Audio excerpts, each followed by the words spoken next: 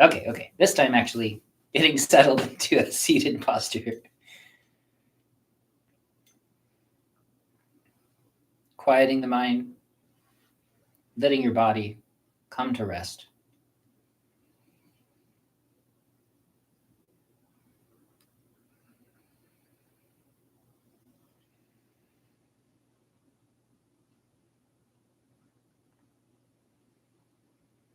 With each exhalation, feel your body softening, releasing any sense of weightedness or holding in your body down through your body, which is to say, if you feel like you're holding up your shoulders and you release them, don't release them in front of your body or try to release them around your body. Instead, let them go and allow that feeling of weightedness to travel down through your body. And then if you find that weight then settles onto another spot inside your body, you then learn to let that go through your body until it eventually is resting in the chair or in the ground if you're standing.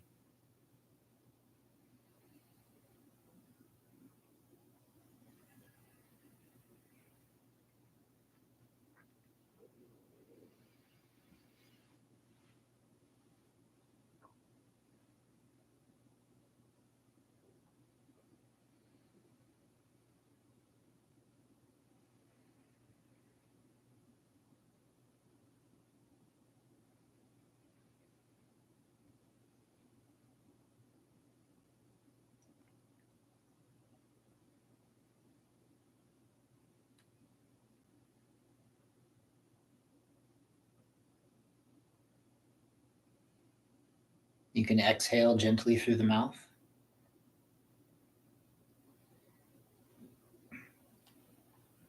Feeling your body settle.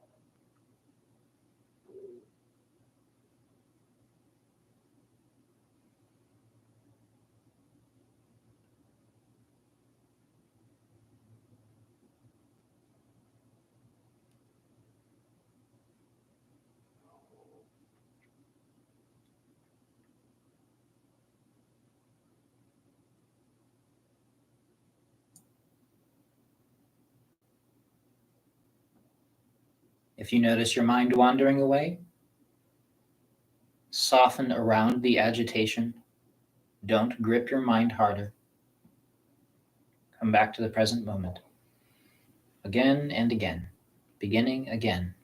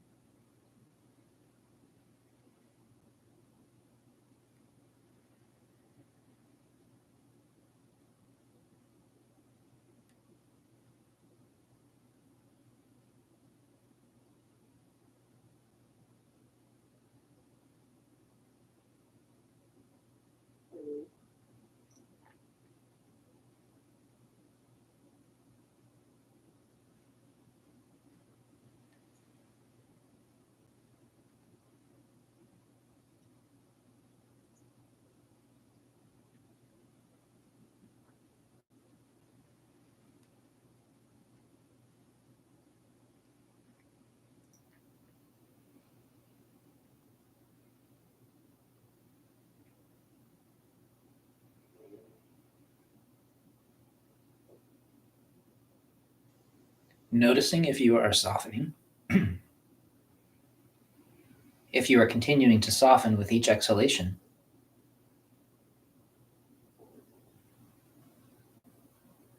Notice the spaces that are opening. You might notice that if you soften your torso, that it's a bit easier to breathe.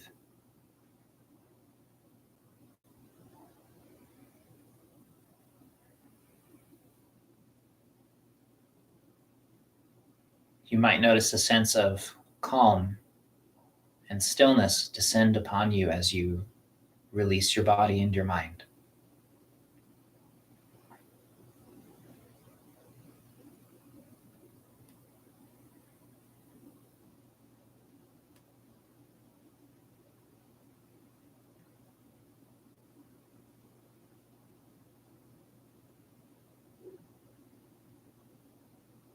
For every part of softness that you develop a part of stillness. And the more still you become inside, the softer you become outside.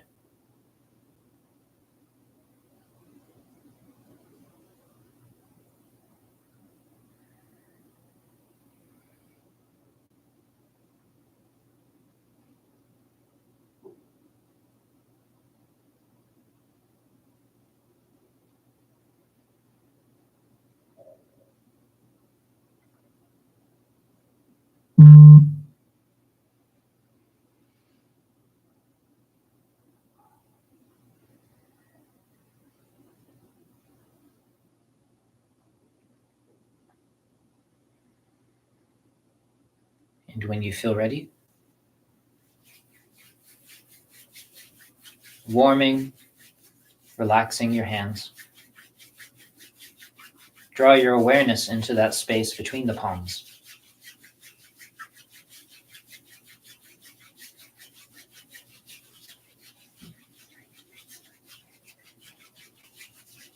Once your awareness is resting in your palms,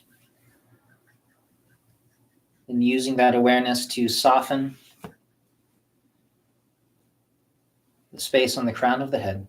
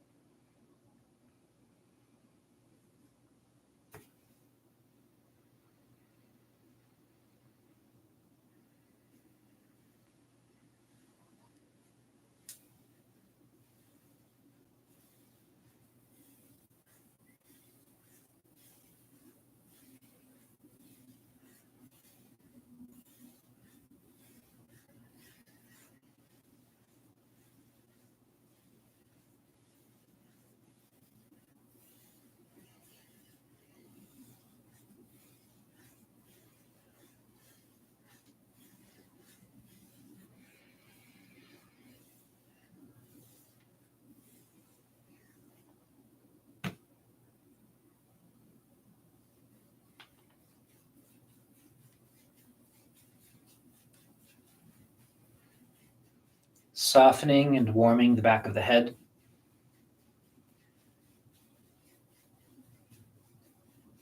Remember to allow your awareness to sink past your hands and a little bit beneath the skin, as best you can, feeling into the body.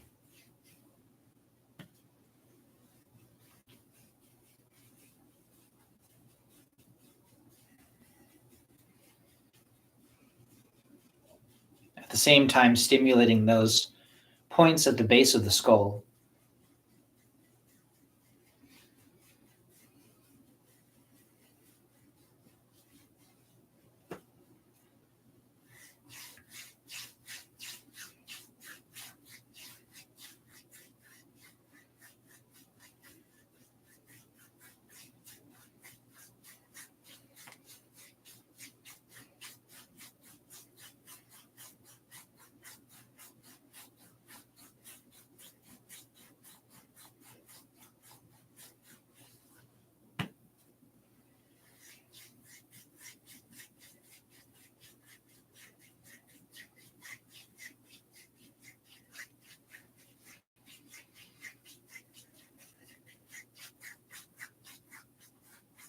Take as long as you need to soften the side of your neck, various lines in the back of your neck, the spine, the feeling over the spine, and that point at the base of the neck where we focus.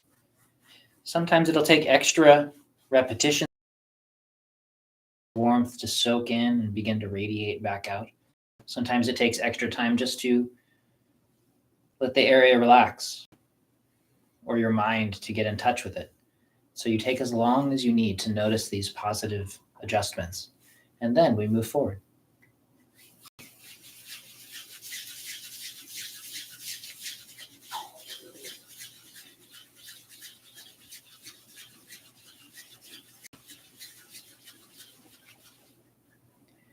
Allowing that warmth from the palms to soak in around the eyes,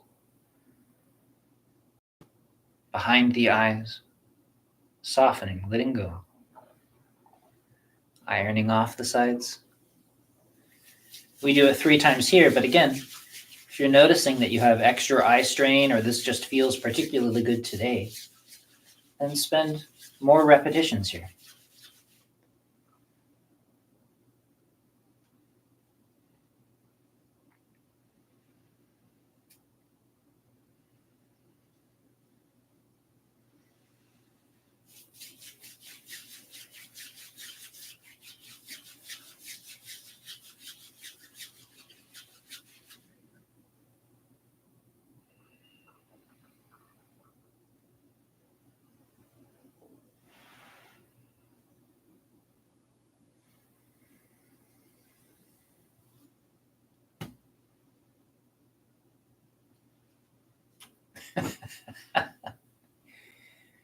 We have a Melanie joining us today in the backdrop. It's very nice. Always nice to be here.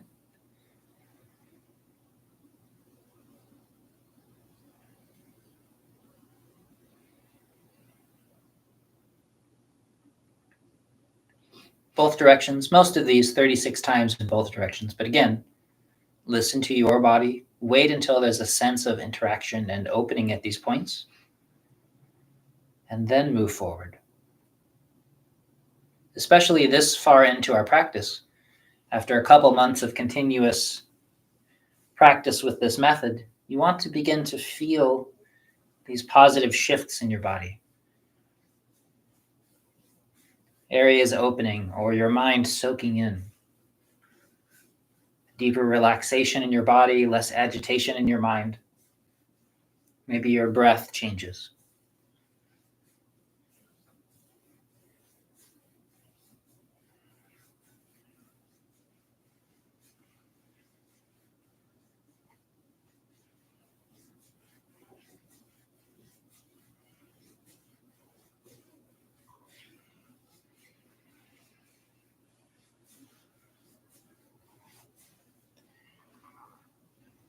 Circling around the eyes. Allowing the pressure to be just enough to soak beneath the skin, not enough to compress the flesh against the bone and stop the flow. Helping circulation, allowing lymphatic fluids to drain, the blood flow to increase, oxygenation of the tissues. You push too hard or move too fast, and you actually just obstruct this chi flow.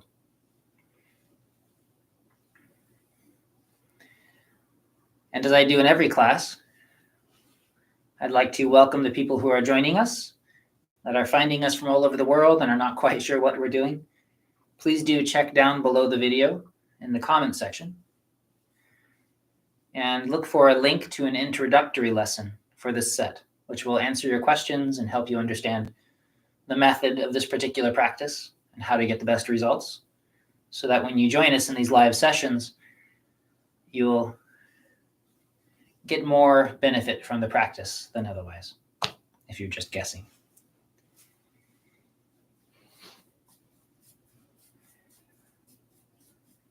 Softening that space between the eyebrows.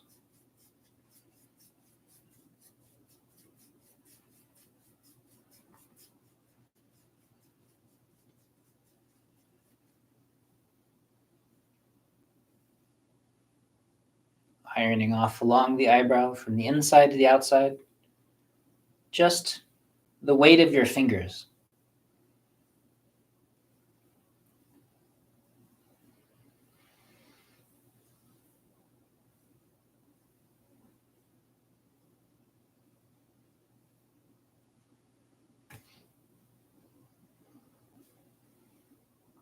The point just on the outside of the eye. If you're looking to know more about the specifics of each point, they are listed down below, also in the comment section. This whole set is written out for people who are looking for that clarification.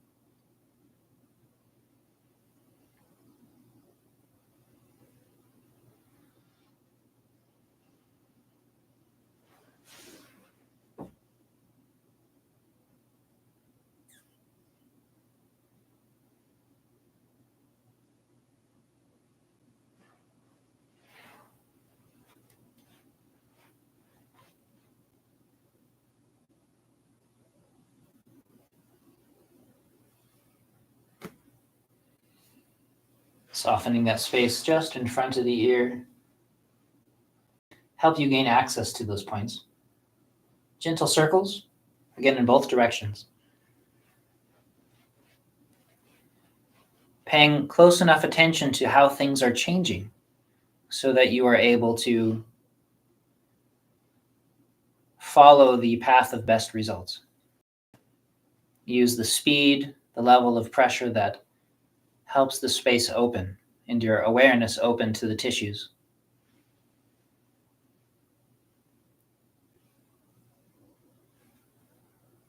Directions.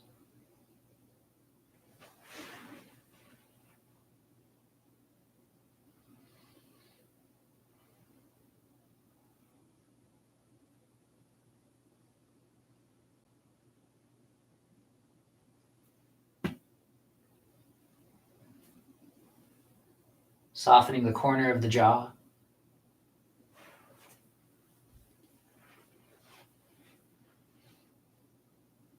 Just enough pressure to access that space between the skin and the musculature. Allowing your awareness to soak into this layer, this membrane layer, this fascial layer.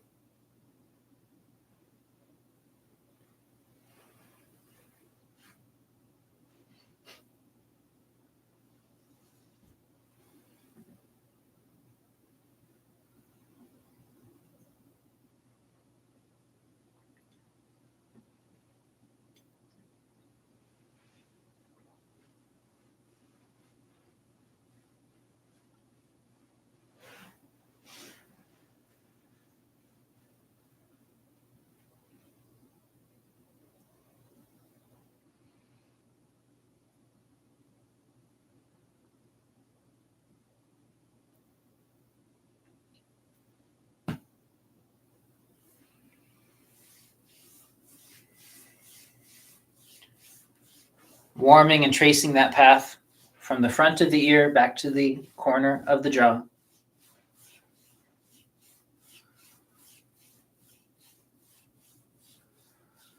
One finger tracing the path just behind the ears.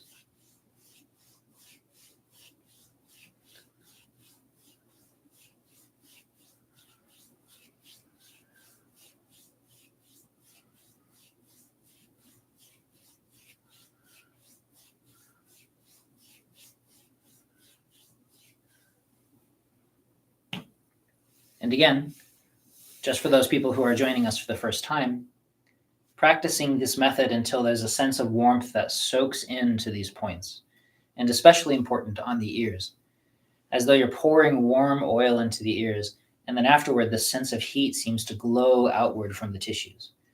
So the next circles will be over the ears themselves, and you want to continue gently until that sense of warmth begins to soak in. It will take however long it takes, so please be gentle and patient.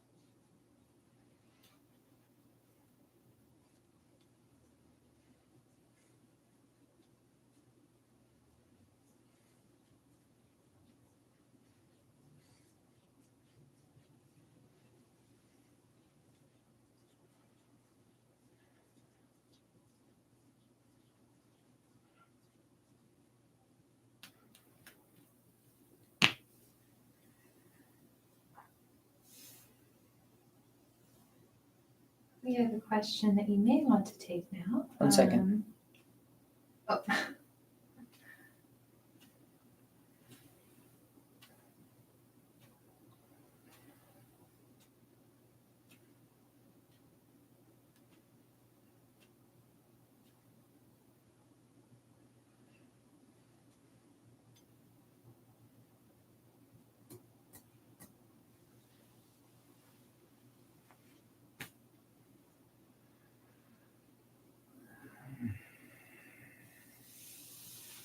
Let's wait until just the in-between time. Sure, yeah, I appreciate that.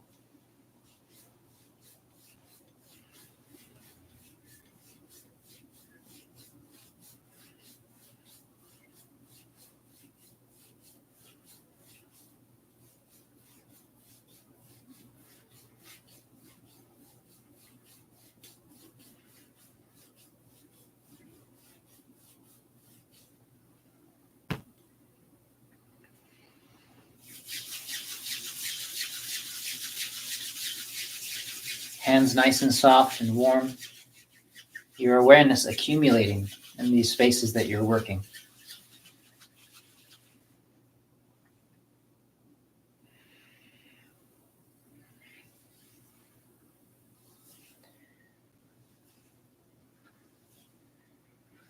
As though your mind is a liquid and it begins to soak into these dry tissues. At first it resists moving inward, and then after a little while it becomes easier and easier to feel that space inside your body.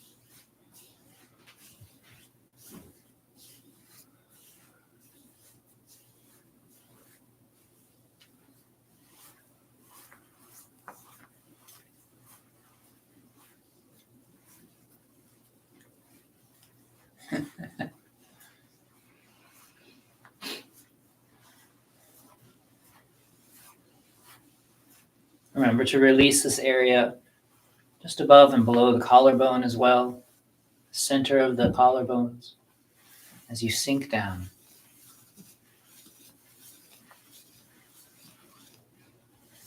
For those of you who've taken the last few classes and you've been learning these channels that flow down the torso as well, including that movement and that sense of sinking through the body. Everything settling downward, closing when you're done. Make sure to spend extra time, again, waiting for that sense of settling through the body-mind, which will feel and seem different to everybody. Perhaps your mind will slow down more than usual, or your breath will suddenly deepen, your body will feel different. Start to identify what it's like to settle, to let go, even if just for a moment. Always taking the time, especially after working on the head.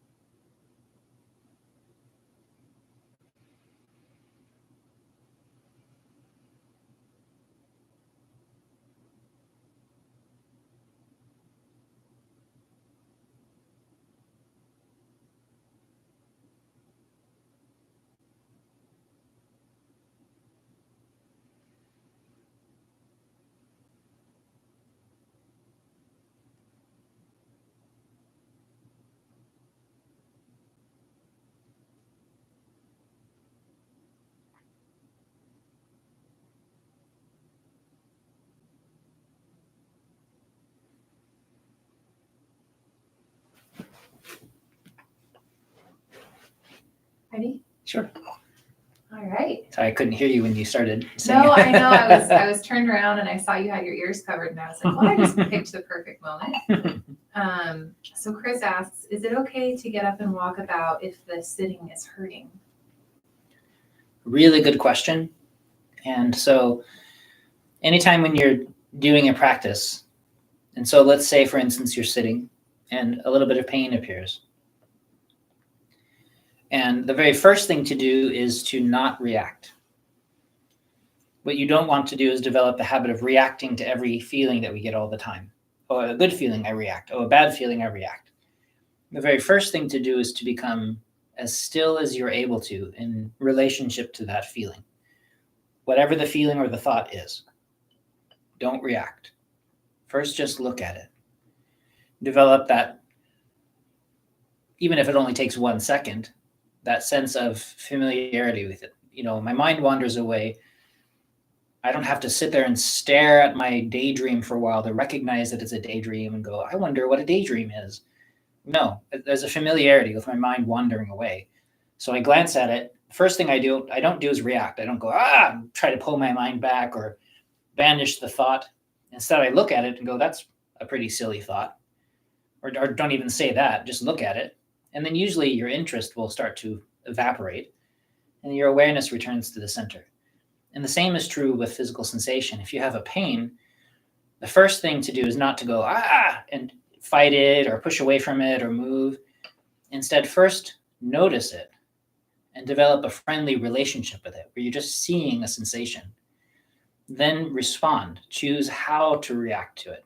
Choose how to respond to it. Choose how to interact with this sensation. And because our practice does not involve dealing with pain most of the time, there are some people, of course, that have chronic pain issues and pain is just a part of their life and there isn't going to be anything that we can do right away to help with that. And for those people, you know who you are. Then, of course, learning how to respond to chronic pain is its own separate thing. But for those of us who are able to do something to get away from the pain, to adjust something, as there is no value in the pain. It isn't part of it. And so once you see it, you make sure that you're not reacting to it because that causes more problems. Then you choose, how do I want to deal with this?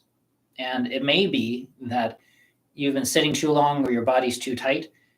The thing to do is to see if you can adjust your posture. Maybe you were slouching or something, so your back is really hurting or your chest hurts or something. And maybe the first thing to do is to correct your posture. Make sure your weight is in the appropriate position, your chest is relaxed, you're not crimping your head or something. Maybe you can flex a little bit at your hips to see if that takes some of the pressure away. And if that's not going to work, then of course you can get up, walk around, especially if you're watching the recording of this, you just pause. Go for a little walk, move around, shake things off. This is also true if you're having a strong emotional response. Something bubbles up, some huge flash of rage or fear comes up. First, don't react. Settle your awareness with it, and then choose what to do. And that may be that going for a comfortable walk is better than sitting here and doing this practice. And then you come back to the practice. And so I hope that answers the question. Do you have anything you'd want to add?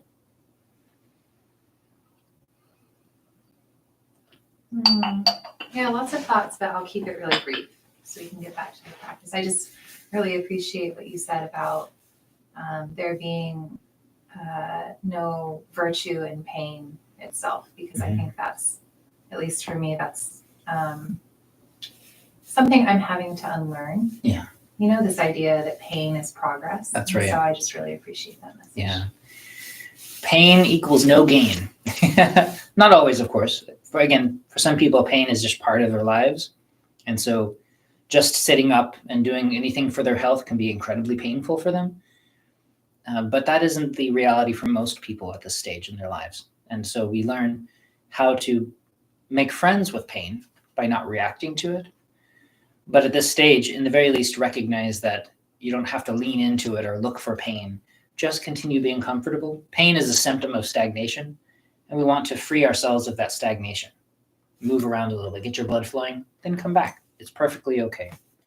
It also makes it far more likely that you'll keep practicing if it's not terribly uncomfortable.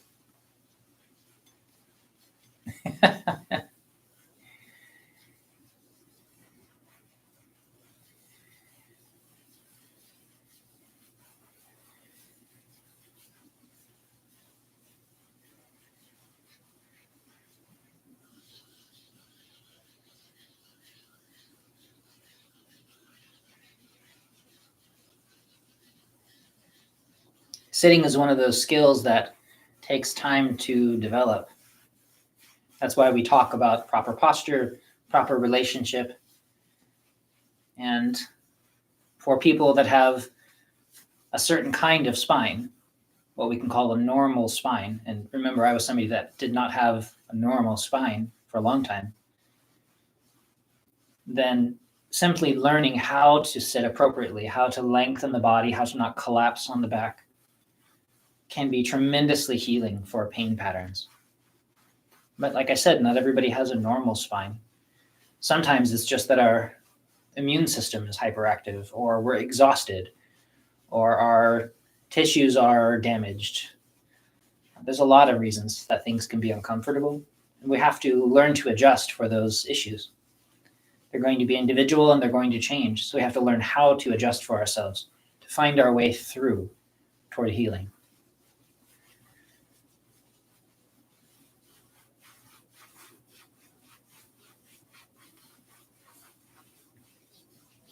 And remember that it's okay to take baby steps. Small improvements toward healing. Those actually tend to last longer than giant transformations anyway. Every day, consistent, small changes toward your health.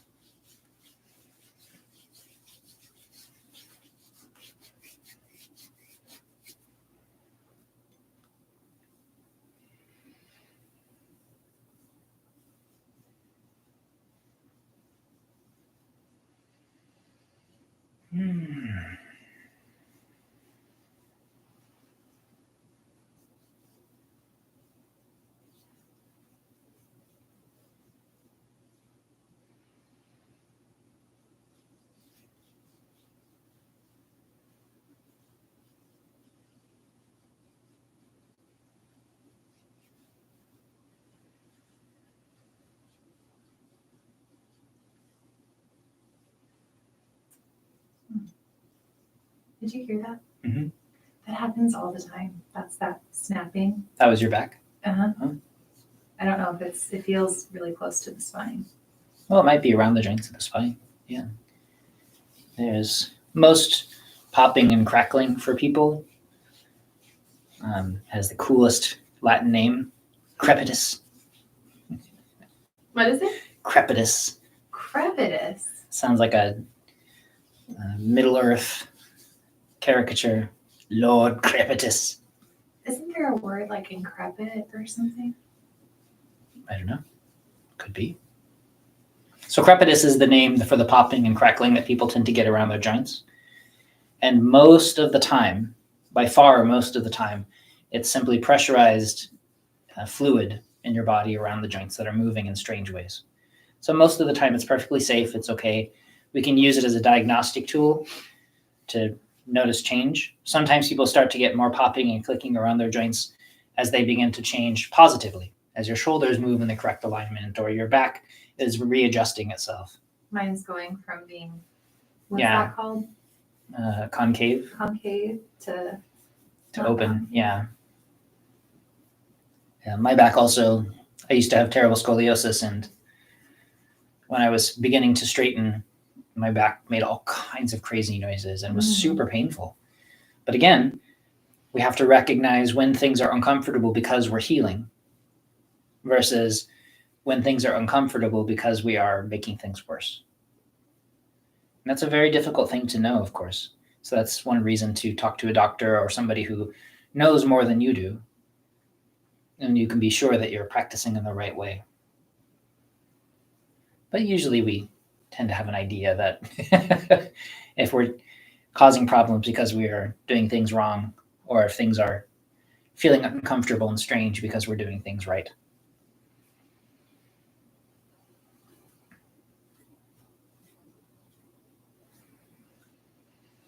But in general, I wish that more teachers talked about how things become uncomfortable as we do the correct practice. Mm-hmm. If you go to the gym and you start working out, most people know that they're going to be sore afterward. And that's a thing that most people know as things change. But people don't know that there's something similar that happens in meditation or during Qigong practice, and at different layers and levels. Sometimes just in your sense of self, there's an aching soreness after a meditation. Mm-hmm.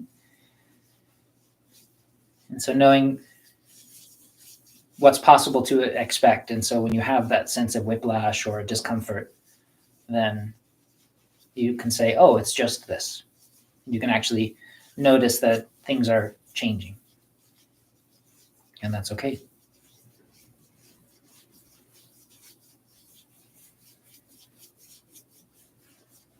In the clinic, the most common one was that as people begin to relax, they find how exhausted they are once they are no longer pushing themselves and supercharging themselves with drugs like caffeine or other drugs, with stress, with physical tension.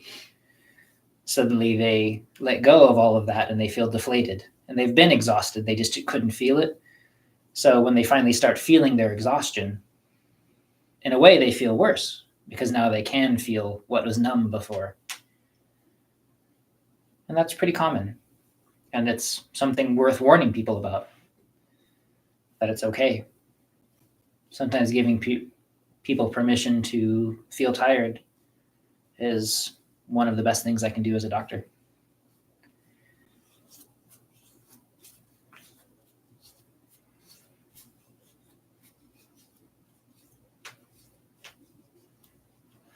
If you have a doctor of any kind that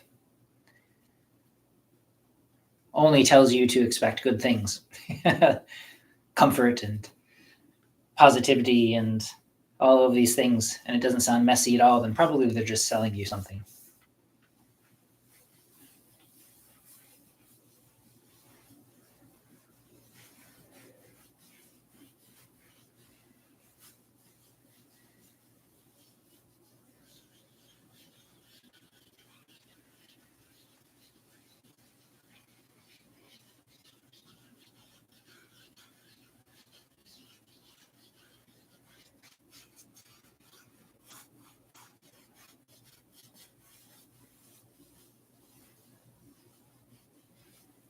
Soften this whole space as your awareness soaks into this area between the musculature and the skin. You might begin to be able to feel the areas that are most held and trapped. We often use the word stagnant. Things aren't flowing and moving appropriately. Things are trapped instead of sliding over each other or flowing in between. And so as your awareness soaks into these spaces, see if you can feel the places that are the most open and allow that openness to start to spread, that comfort to start to spread to other tissues.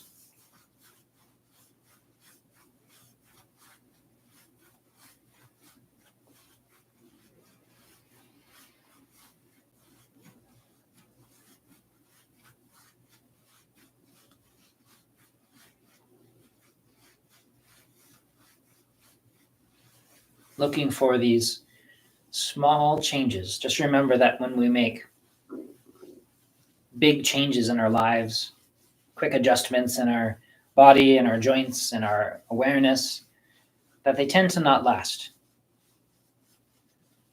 Our body-mind always seeks balance and homeostasis, and so it's likely just to go back to wherever it was before. But if we have this consistent, daily, small change, it's less exciting from the outside, but it's far more likely to stick. This is what transformation looks like. Transformation isn't usually some huge explosive thing, despite what the movies say.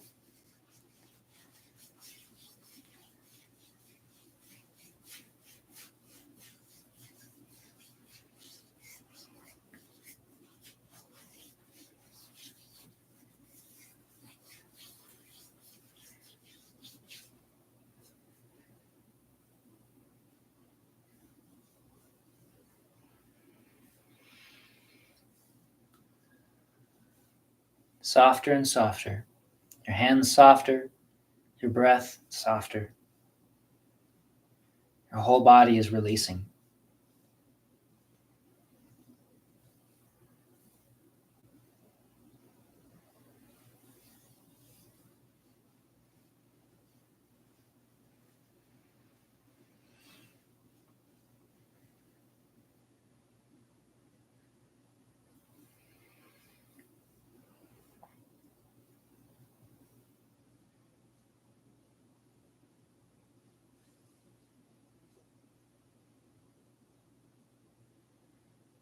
Softening all three positions along your forearm.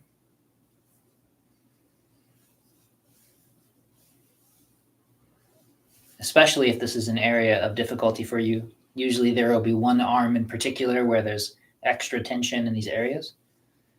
And so you want to put extra medicine, extra gentle awareness in that space, extra time.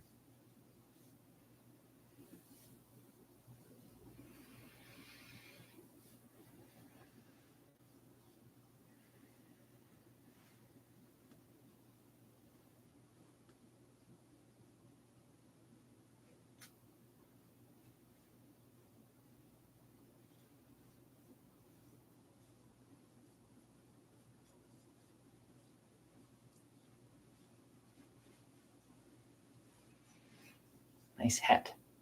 Thanks. Are you warm enough? Mm-hmm. Okay.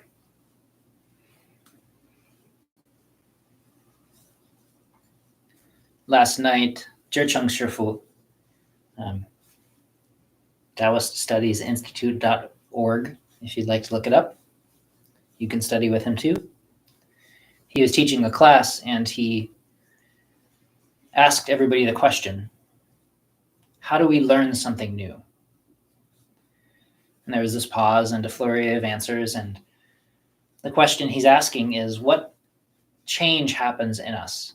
Because we can often hear something. It doesn't soak in. We hear good advice our whole lives. It doesn't really adjust anything. And then all at once, one day, suddenly we absorb this wisdom or this idea, whatever it is. And the question is, what is it that changed? What was different in that moment versus all of the other times when you heard this advice, all of your well-meaning friends trying to help you and you kind of just didn't absorb. Maybe you didn't even hear it. And that change has to do with us making space. That we didn't have room inside us for new ideas, new thoughts, new feelings, new possibilities in our physical body. That for real change to happen, we have to make space for that change. If we're already occupying all of the space in our body, in our mind with thoughts and ideas, there's no room for new ideas. That's that classic story of the emptying the cup. I can't get more tea into my cup until I empty it first.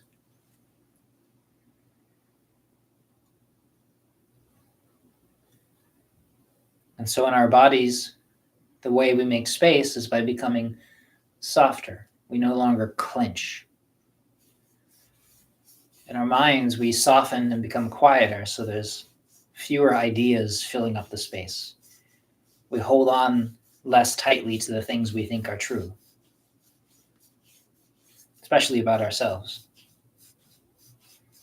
And that way, it's possible to change. We make space. That's the thing that changes in those moments that we finally understand something. First, we had to let go of the old thing so that we had room for the new thing. And so sometimes the art of wisdom isn't about trying to seek out new information, new techniques, new ideas. Sometimes the art of wisdom is first getting good at letting go. First, become a master at making space. Develop that skill, and life becomes much easier. I experienced that in a conversation with you the other day. With me? Yeah. We were talking about aging, and you made an observation about the book. For those interested, John has a podcast where we talk about this together. Turtle talk. Turtle talk. Sorry, shameless plug. Shameless plug. It's on Patreon for those of you who are interested.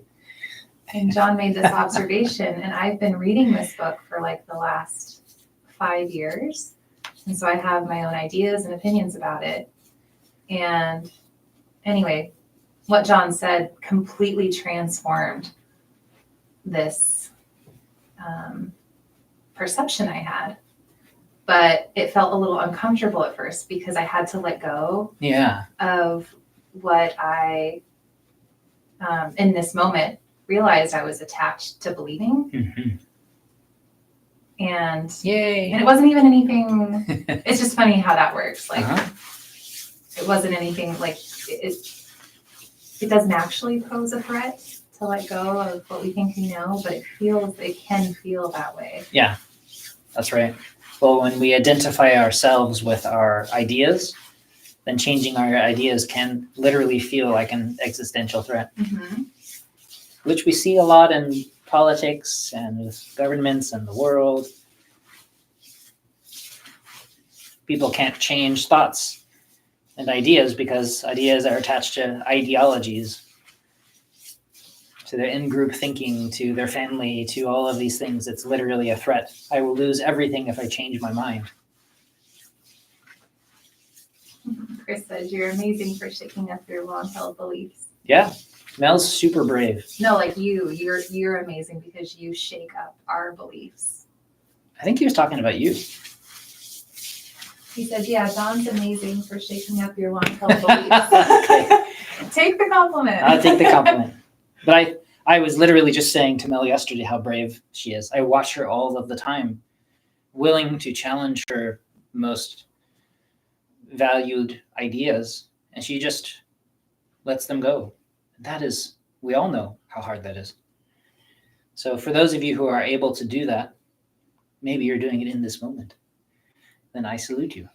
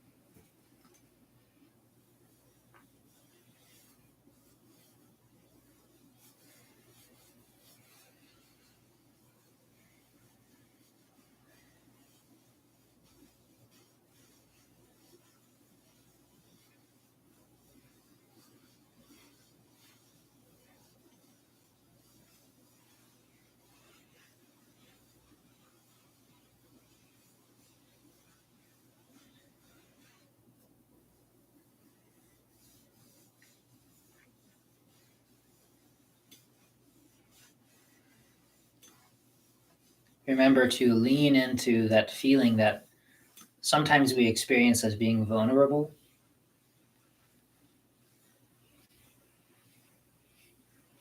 Many people, for instance, as they begin to soften their solar plexus, they hold them tight because it's a sense of protection that we add to ourselves. And by softening them, it's very common for people to report that they begin to feel vulnerable. Same thing with softening their shoulders or breathing deeply. And so I think that often that feeling of vulnerability is one of those signs, uncomfortable signs, that we are healing. Because we're letting go of something that we used to protect us that was probably not particularly helpful. Emotional armoring gets in the way of a lot of healing.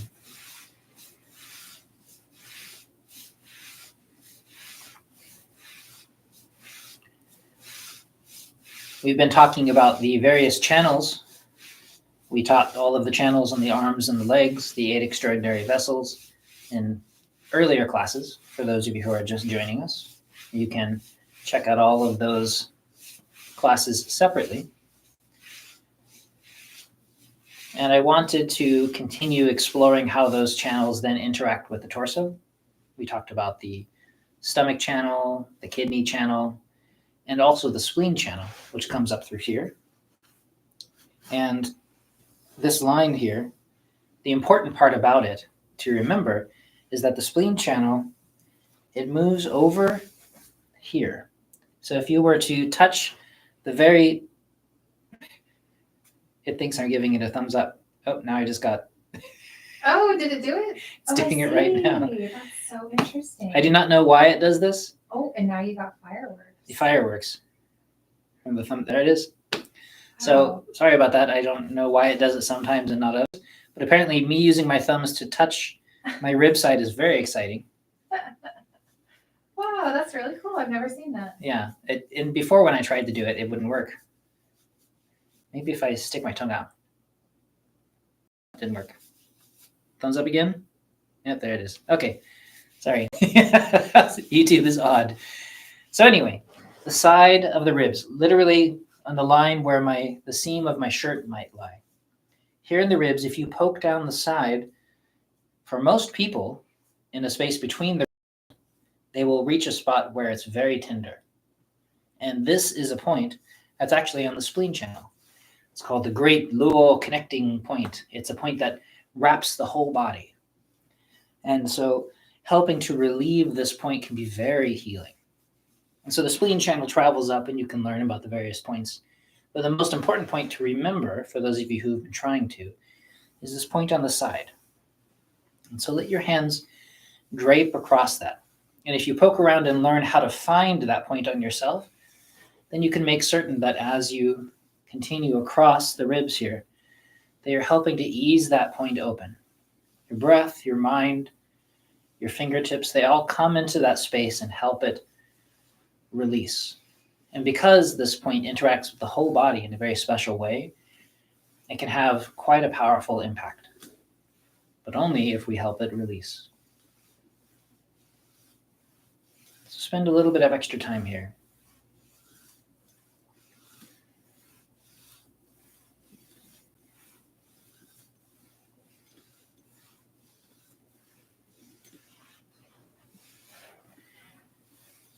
Both sides.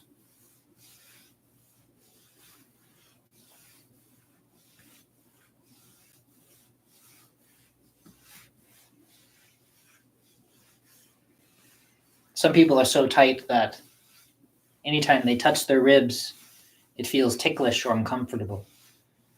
And this is a sign of tension. So as you soften open to your own touch, it becomes easier to breathe, easier to let go. And because of these deep relationships throughout the body, this has a very potent impact on healing. And again, especially springtime, and if you tend to be frustrated, angry person, spending extra time here is really powerful.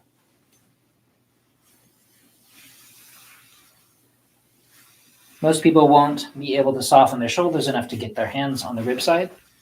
But if you can, then again, allowing this sense of movement to travel down the ribs toward the navel can be helpful for that spleen 21 point as well. Da Bao, the great wrapping. Oh my. Who would that be? Like MC Ice wrapping? Cube, yes, I was thinking. The great wrapping. MC. What would a Daoist rapper's name be? The nameless. Perhaps. I mean, Da Dao means the great Dao. MCDD, something. Okay. I don't know. Send us your thoughts in the comments. To send us your thoughts after class.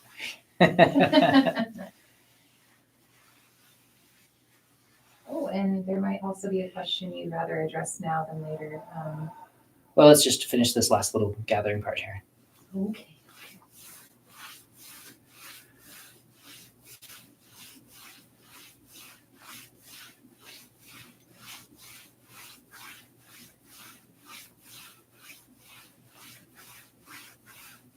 So these points here on either side of the abdominal wall,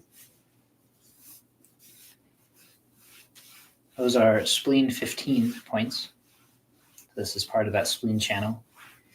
So as I go side to side, part of my fingers can touch and the heel of my hand can interact with the point on the other side. Very beneficial for digestion and elimination. We're not trying to stimulate any of these points powerfully. We're just helping them release, helping our awareness connect with these spaces.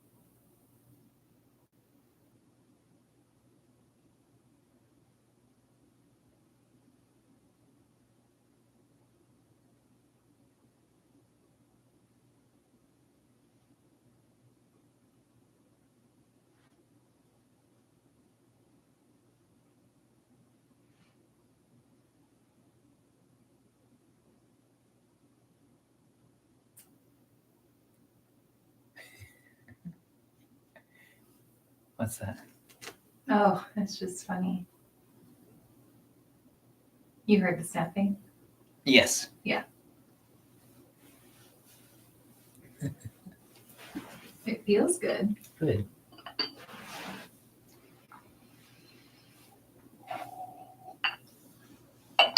What was the question you were going to ask?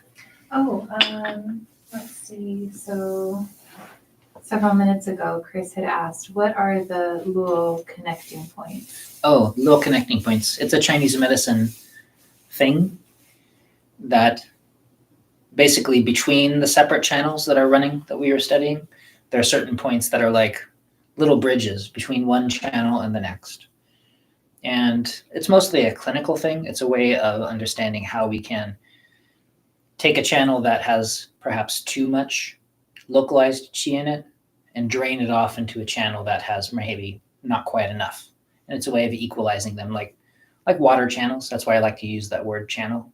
So if one irrigation canal was too full and one didn't have enough, I'd go to little connecting point number 7 and open that little doorway so that some of the water can drain off from one into the other. And this point is special. This is different than all the other ones. This one relates to all of the connecting points in the body. It's kind of one of these great wrapping points, which is why they call it that. And so this one's special just in that it helps to soften and open and equalize the whole body in a very powerful way. I hope that answers the question.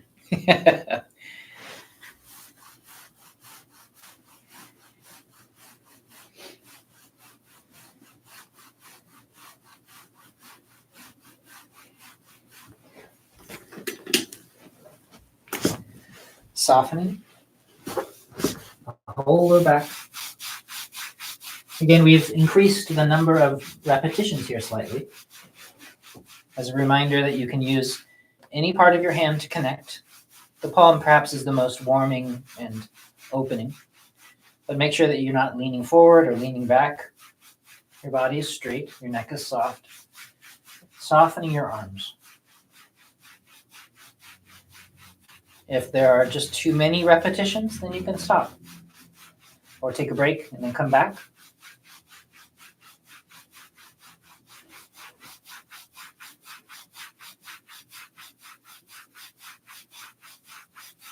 Change the speed, change how much pressure you're using. See if you can soften your shoulders. There are lots of ways to find how to do this that is more comfortable and more nourishing for your back.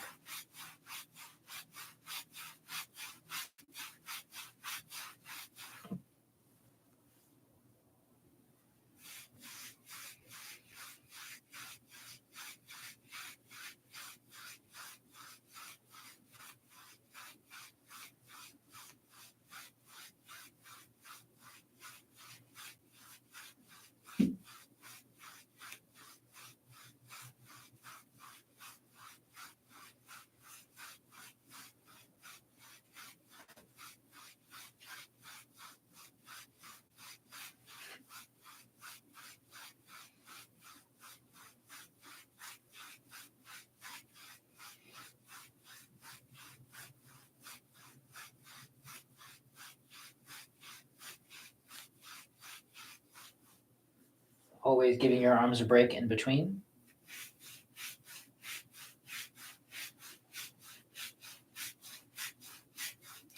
It looks like we had a bunch of people join us again recently. And so just for those people who are stumbling into our video and are not sure what's going on, please do check down below for an introductory video that will help you understand how we do this set and what it's for, and it will make a lot more sense.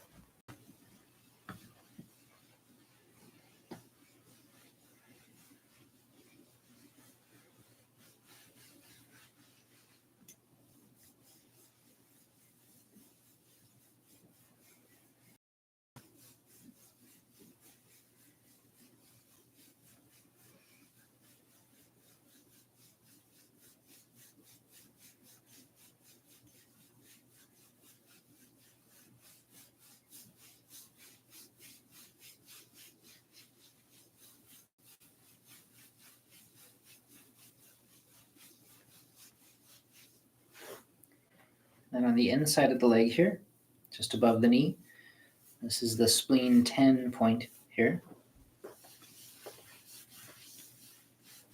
warming and opening.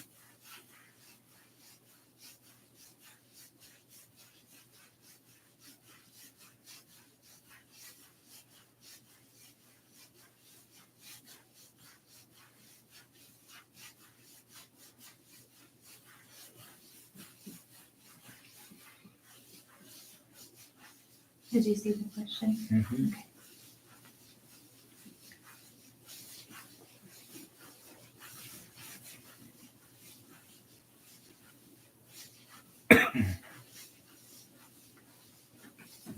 Letting all of the warmth soak into here. This is this spleen channel that runs down here. Taking the time to release these points. And the space behind the knee.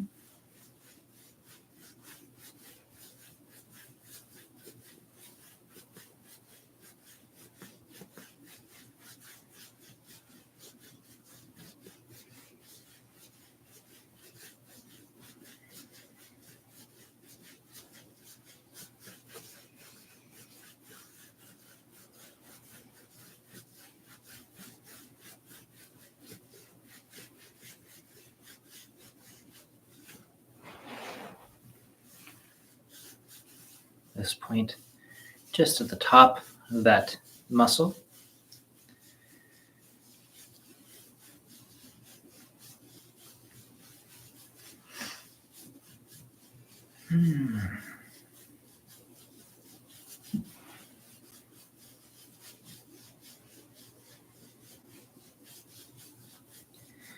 So this point beneath our fingers here, it has this quality.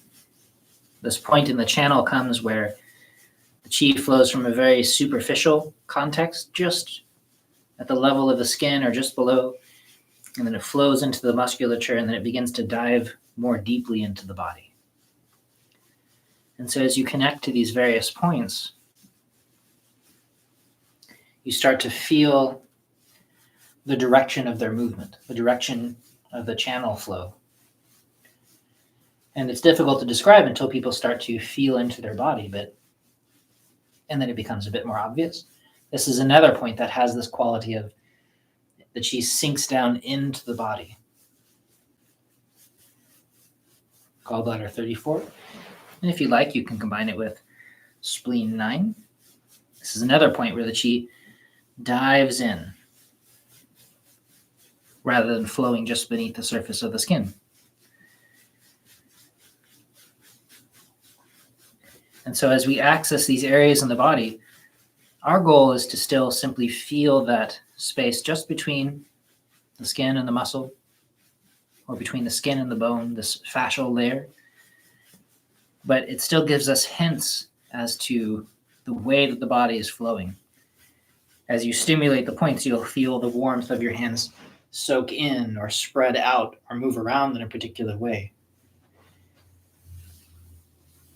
And the more we're able to listen, the more sensitive we become, the easier it is to feel how our body and with the chi flow in the body at this. Remember, there's lots of levels from superficial to deep. And the body moves in all kinds of ways. So just in the same way that through standing and pushing, we discover how our muscles work. We have a sense of, oh, this muscle tightens in this way, this muscle tightens in a different way. If we pay attention to our bicep, it becomes pretty easy to feel in your own body which direction it moves and which direction it releases. You can also start to notice the way the bones support the body. The direction it's comfortable for skin to move, for joints to open and close, for the sinews to take part in the movement. And those deeper and more subtle styles as well. You begin to feel how blood flow moves through your body, which areas of your body that are least comfortable to constrict. Maybe you're lying in bed and you find you can lay on one part of your arm but not another because your hand falls asleep.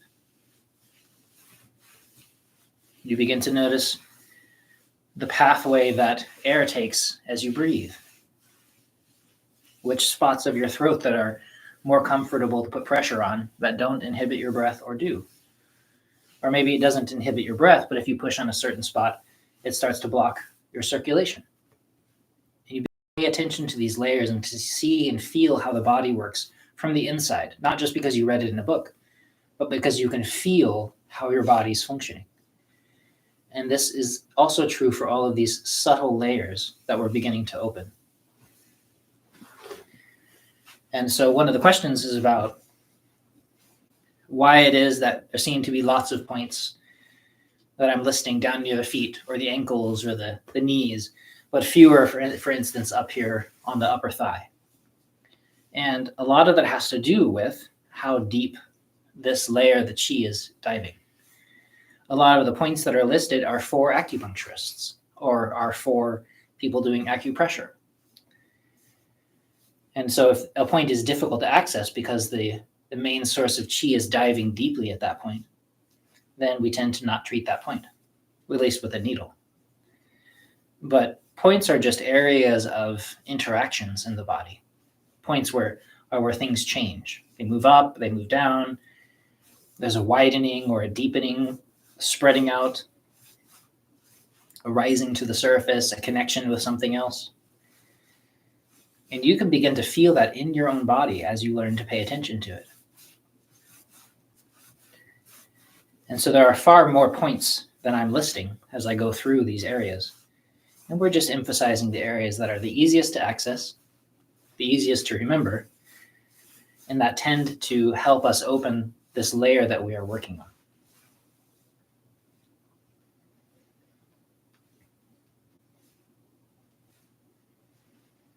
But in the same way that there's probably wonderful interacting points on the back side of this bone from the inside, or on the front side of my spine, I can't access with a needle or my fingers, which isn't to say that that powerful interacting point isn't there, but I would have to use a much different method to reach it. And so you don't find it on many charts. But there are lots of charts, lots of things that are less public, harder to learn. But to learn them, the path is always inside yourself. And the only way you can learn anything, as we said, is through making space, becoming still, becoming soft enough that you can actually feel what's going on, rather than just being overwhelmed by the noise in your own head, the chaos in your own nervous system. So we soften and we soften and we soften more. And then we see what we learn.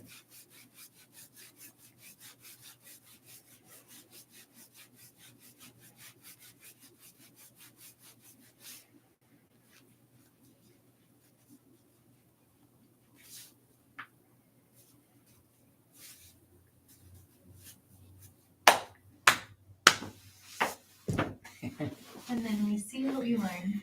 Mm-hmm. I like. It's not like we're in charge.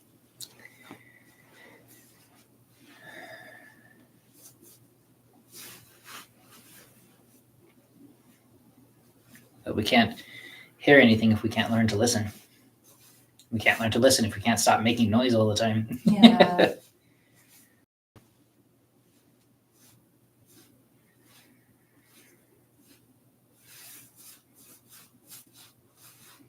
Yeah, I think Alan Watts said something like, if all we hear are the thoughts in our own head, then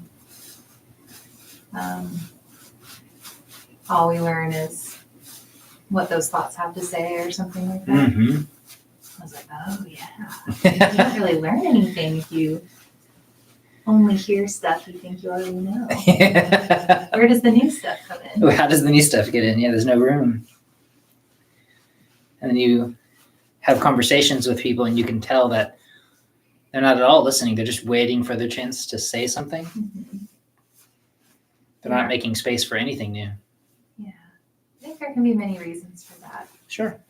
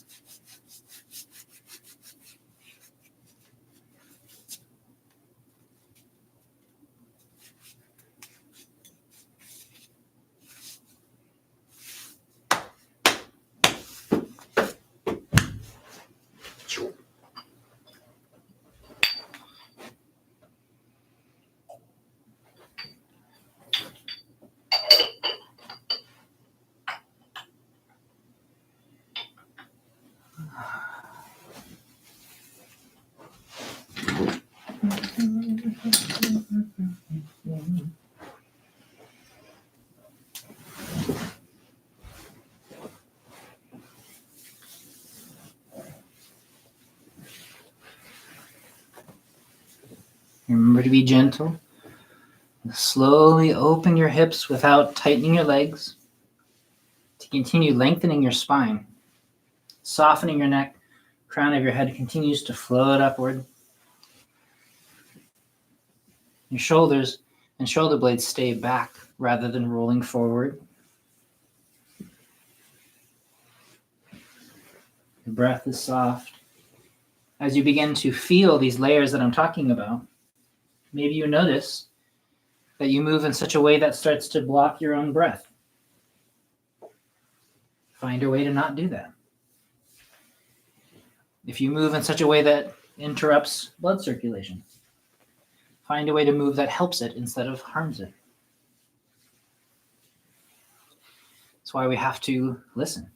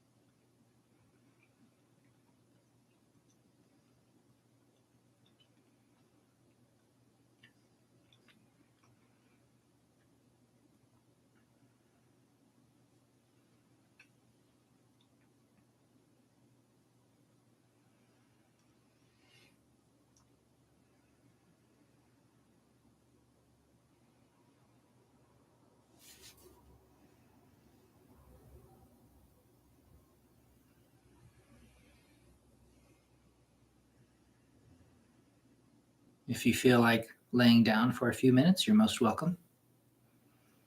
Getting yourself nice and comfortable.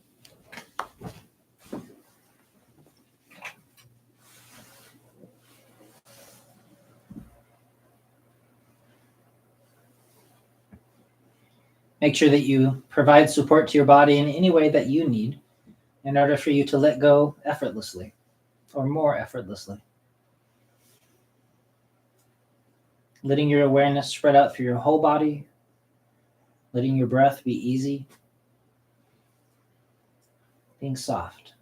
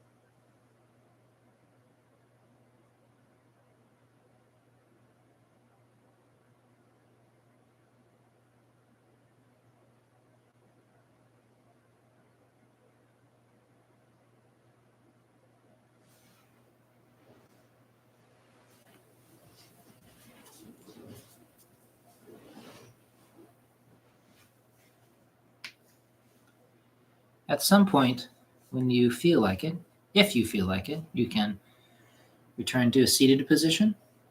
But if you'd like to lay down for a while and let your body mind open up, that's perfectly okay. You can allow your awareness to center itself in that space between the navel and the spine, your middle dantian.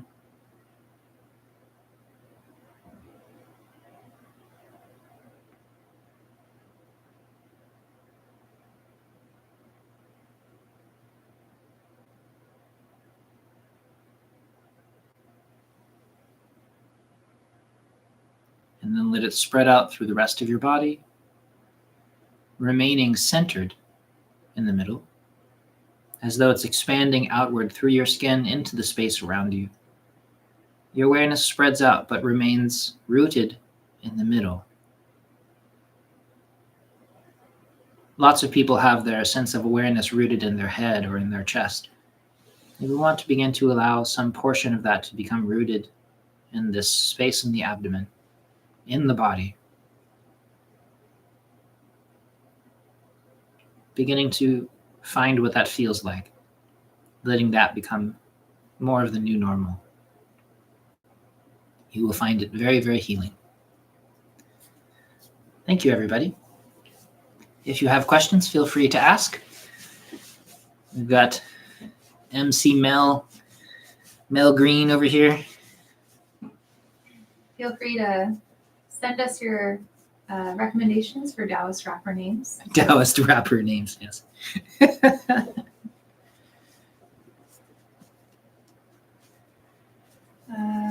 see.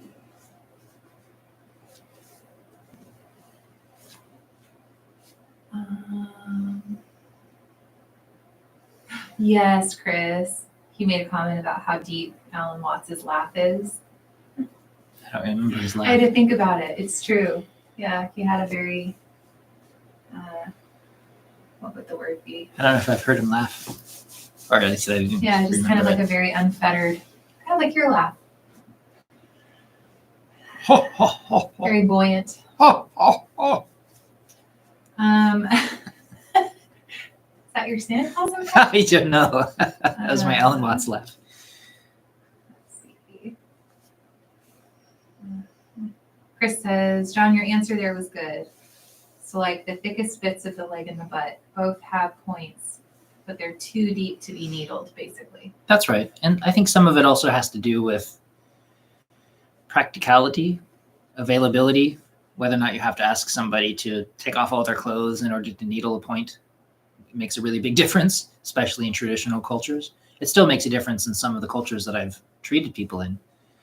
And so you use the points that are most accessible, but also the most useful. There may be points up in the upper thigh that are particularly good for treating lung discomfort for this or that reason. But because we have points that are already so powerful, more easily accessible, maybe more useful, then those sort of get forgotten or ignored. And so having infinite numbers of points isn't particularly useful. Instead, we just have a lot of points that do a lot of things. And so we can use them to treat in any way that we need to. But as you study Qigong or these other methods, depending on the kinds of changes we're looking to make to the body mind, then you begin to uncover more points that are useful for other things that are more esoteric or at least less commonly known. Chris says, I had some terms come up that I didn't really understand. Bear with me. Descend lung qi is one. Mm-hmm. And open orifices. Mm-hmm. Mm-hmm.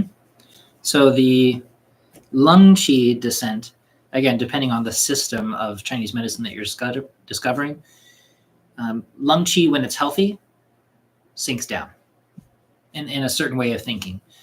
In that coughing is lung qi coming up. And so the descending of the lung qi, as I've discussed, like in the kidney class, for instance, can have a lot to do with the kidneys grasping and pulling down the qi. Sometimes it's just because the lungs are obstructed by phlegm or something.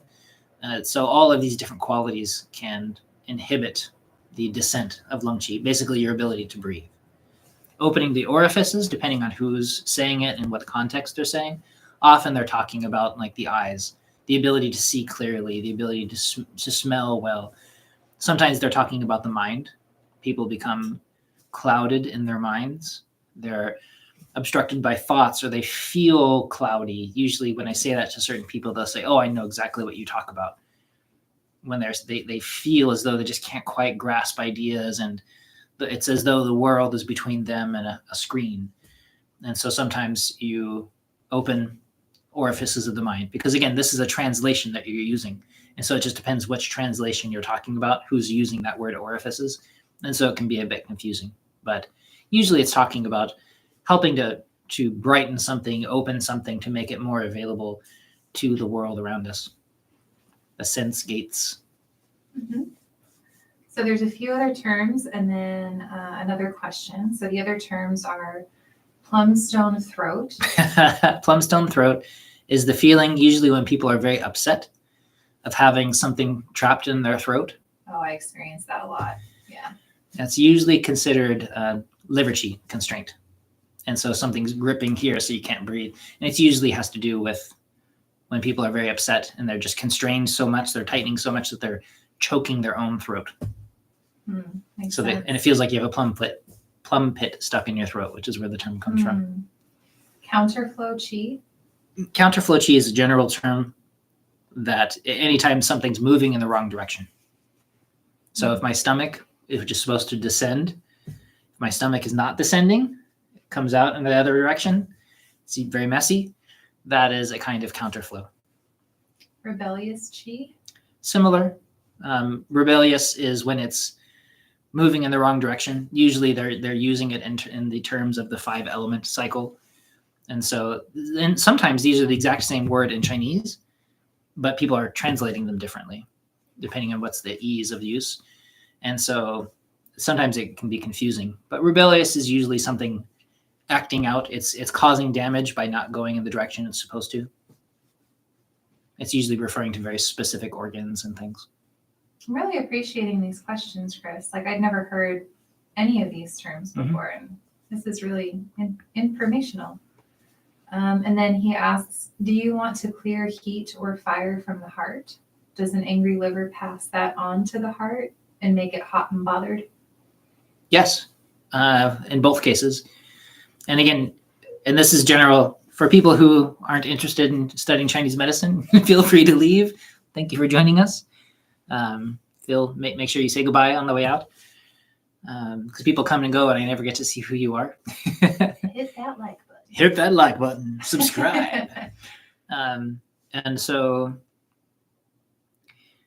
just as to clear things up, we use the term fire, for instance, for a lot of different things. And it can mean good things. It can mean bad things. So we can talk about fire as the element of the heart. An element isn't a very good word. Phase might be a better word, a movement. The wuxing, we call it. It's these movements of energy. And when we describe energy that tends to move like fire in this upward, outward direction, it can reference summer, full noon, things like this. And then it's just a poetic reference to that style of healthy movement in the body. When it's supposed to move that way, we can call it the fire phase of movement in our body. It can reference blood circulation and a kind of thinking, an emotional process, a relationship to the world around us. And so sometimes we use the fire in terms of that. And it's actually a good thing. It's just a way of talking about it rather than just using the word heart or something like that. And there are other points in the body as well that are fiery in their nature. Not fiery in the way that I was just describing, different kind of fire, like digestive fire, which has nothing to do with the fire phase that I was just describing. But digestive fire is a good thing. And so you don't want to drink a lot of cold drinks or eat super greasy, damp foods or eat too much, because it puts out the fire of your digestion. In the poetic description, that digestion is like a pot of food cooking on the stove. And so in that case, again, fire is actually a good thing in that poetic description. And so if we talk about strengthening digestive fire, we might be using it in that way. And yet, like you're saying, it's also possible to have too much heat agitating an area. And we might, if it gets really bad, we'll start using terms like fire. But now fire is a bad thing. Same word, even the same word in Chinese, but depending how have not digestive, but fire in my digestion. Usually that's not a great thing. That's too much heat in your system. And like you're saying, if there's too much heat in the heart, which is often considered a fire organ, so that can be confusing.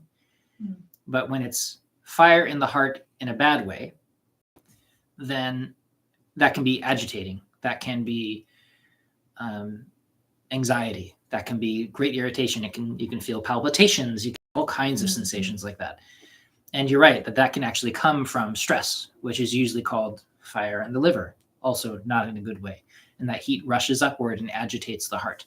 And that would be that rebellious qi, counterflow qi, from great anger, especially irritation, frustration, that side of things. When that condenses, it's like a diesel engine. It's compressing and it's heating up and it's heating up. And you can't hold on to it anymore. And this goes from shame and depression and guilt and frustration and those emotions of constraint. And you can't hold it anymore.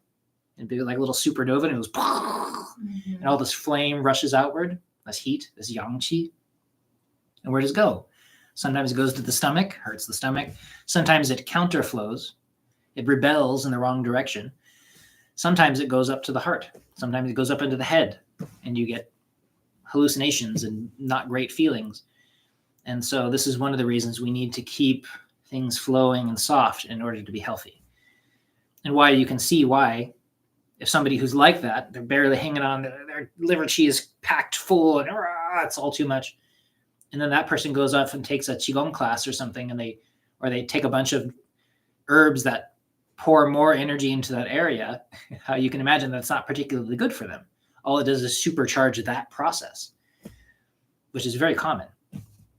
And so just for that example, you're exactly right that if the liver qi constraint, which is a way of talking about this tension and gripping and holding, compressing, heating, becomes too much and starts exploding, one of the ways that it can do that is adding heat to the heart, which gives us that sense of anxiety. It can give us a sense of agitation, palpitations, and it can even start to cloud our thinking quite a lot.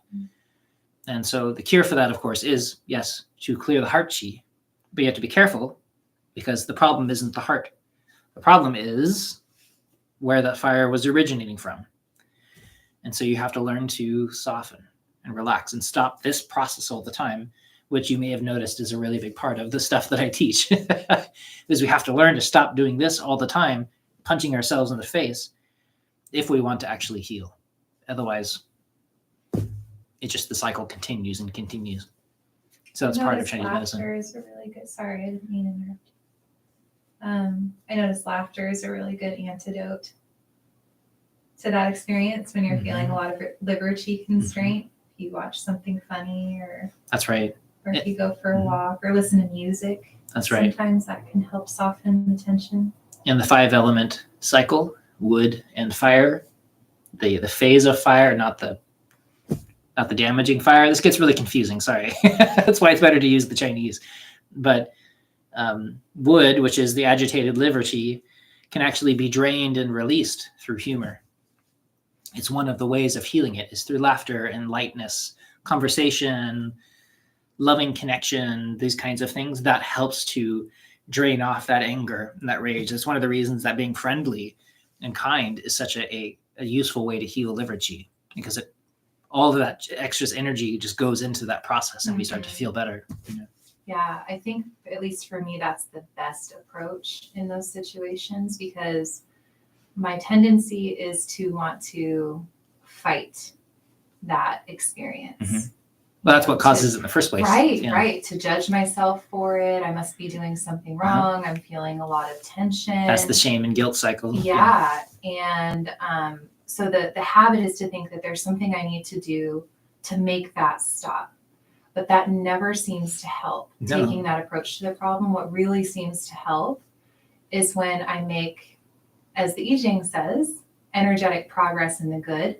And even a little, like a small little thing, like smiling at someone. Like maybe I go out for a walk because I'm feeling all this pent up energy.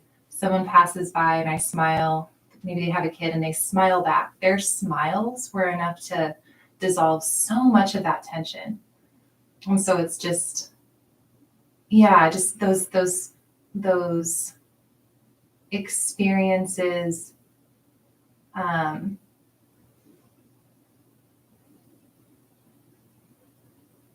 of love and humanity and kindness, and you know, that tends to be the biggest remedy, at least for me. I think that's very wise. Yeah. Oh yeah, and then Chris asks, so hopefully that conversation helps. He just asked, can you give some advice for dealing with the liver chi stagnation? How do we safely get all that repressed anger out? Well, the first thing to do is to stop trying to build it. But usually if you're already very angry and you're wound up and pent up, then what you don't want to do is explode. So you slowly release it. And that's often when we describe that free and easy wandering style walking that I've made videos about, where you just walk, not like walk, power walking. You don't want to drain yourself. Oftentimes people that have excess liver chi, they want to exhaust themselves because it's the only way they feel better, because their body is filled with energy like this and it's tight. And so the only way they feel better is to drain that out. But now all they are is deficient. And the second they replenish their energy, they're still like this. And so we have to learn how to stop doing this. And that's that learning to relax process we've been working on. But in the meantime, a safe way to help release that a little bit and to ease that out is to go on just a light walk, like a gentle, let your feet take you where they may style walk for people who can do that. And that can be really healing. That's like the number one thing. And then usually after a little while, you feel better, however long that takes. Don't drain yourself. Just set yourself a little free. And then it should take the edge off enough so that now you can practice the actual cure, which is learning how to soften a little bit, how to stop doing this. Because until people learn how to stop gripping with their whole body mind, then it will just continue forever and always get worse. And that's one of the reasons this is one of the very first practices we really emphasize. We can't go on into other practices until people stop doing this, or everything that we do, they just turn into a weapon against themselves. Yeah, Chris makes a really good point. He says the last thing you feel like doing is watching a comedy. You want to beat something up. Yeah. But thanks for these things can help. Really appreciate it. Yeah, that's right. That's the danger of liver chi, is either you're beating yourself up, and we're talking about liver chi when it's unhealthy. Healthy liver chi is like going with the flow, chi flowing effortlessly. It's the water running down the brook. That's what it's actually supposed to be. So when we're like this, gripping with our minds, usually in our nervous system, holding our breath, then it builds up. And one of the great dangers of that is it turns into this process of being unkind. Because remember, kindness is the healthy expression, generosity, creativity. The unhealthy expression is when we hold on to all that stuff and it becomes self-destructive. And then if it explodes outward, it stops being destructive inside and starts being destructive outside. And all we do is wreck our lives. And that's why it's considered a poison. And so you have to learn to stop gripping so that all of that energy, which is good energy, can get put toward generosity, kindness, friendliness, that quality of humaneness that is just so wonderful. We need more in the world. It's the same energy. It's just whether or not it's being repressed. And so suddenly, as you stop gripping all the time, it comes out and you just get to be your best self instead of this part of you that's always holding. And so that first skill of learning how not to grip all the time, don't grip the mind, don't grip the body, is so important. And it can be really difficult for some people, but it has to be the first most important step. Yeah. Otherwise everything, like I was saying, just supercharges the same process. That's why this, I feel like, is such a wonderful practice. Letting go, being soft, being kind. In a way, it's a super practice for people who have trouble letting go of their, what we're calling liver chi constraint. Okay, now I need to go eat food. I love everybody. Thank you very much for joining.